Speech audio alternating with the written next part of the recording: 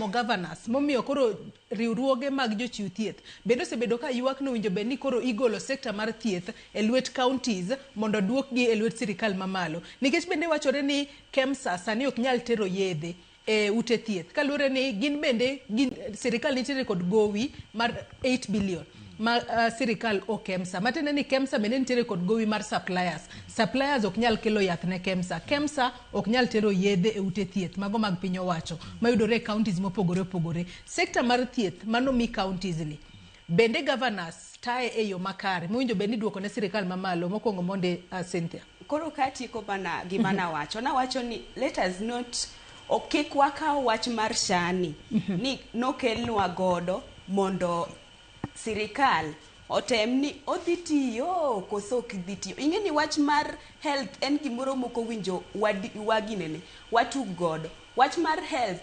education, those two things ok winjo watug godo ni ikelonwa projects moko ibro ng'i ka gidhi fail kata kok gidhi fail. Aya koro waseneno ni nyaka sani kwa assess SHA kaka osedhi.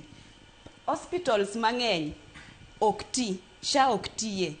To nyaka sani koro wadhi wachango.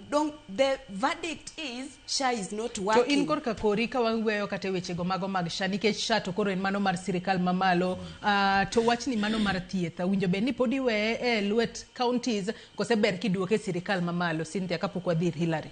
Koro ka wach mar health koluwore kod devolution anyalo wacho ni owe away counties because telo kano sekete lwet counties matinde nitire jok moko mowinjo bed ni manage counties kanyo from as they take charge from the national government. Koro it is just a matter of winjruok e kin national government